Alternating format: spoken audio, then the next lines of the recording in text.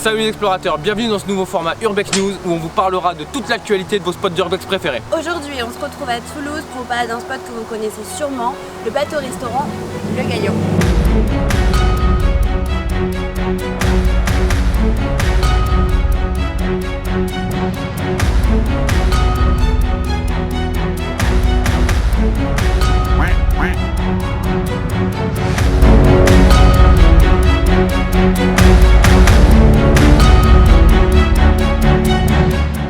En 1978, quelqu'un d'inventif aurait eu l'idée de créer un restaurant dans la coque d'un ancien bateau qu'il transformerait en galion. Un truc super joli, du jamais vu dans la région. Un restaurant sur un thème de pirate. Ce bateau serait la copie d'un navire espagnol à l'image du Galeon Andalucia qui a été fabriqué au XVIe siècle puis copié plus récemment. Il mouillerait tout proche de Toulouse. Le canal du Midi semble être une bonne option. Puis, en 1979, le rêve devient réalité. Le galion est là et le restaurant bat son plein. Les affaires marchent. C'est un endroit plutôt atypique pour un restaurant. Même si la nourriture est chère, cela explique son succès. Il disposait d'une piscine et d'une grande terrasse. Mais il finit par mettre la clé sous la porte en 2000. Malgré une tentative de reprise en 2009 avec le bar Massimas, qui n'a duré que jusqu'en 2012, le potentiel clientèle sombra dans les abîmes et l'entreprise détenant les nouveaux droits d'exercer avec. Quant à nous, il nous accueille yaqué, à sa place originelle, sur le canal du Midi proche de Toulouse et sous le vent. Il est chancelant, l'accès a l'air dangereux, et après un premier passage avec Hercule, il ne nous semble pas accessible sans enfreindre plusieurs lois. Donc ce n'est pas un super départ.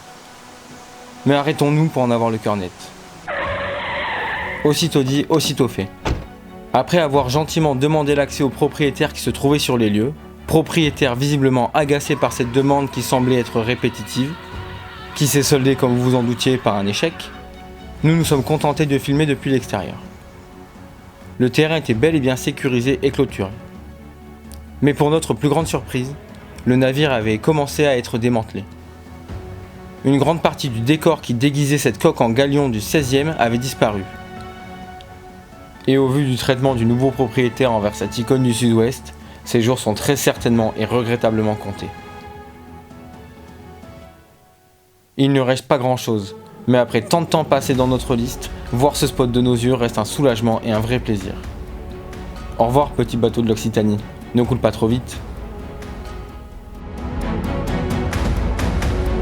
En conclusion, c'est l'un des spots les plus atypiques de France qui nous quitte aujourd'hui. Heureux sont ceux qui ont l'occasion de l'explorer encore en état. C'est sa destruction prochaine qui ne nous fait pas rougir de vous donner l'adresse aujourd'hui.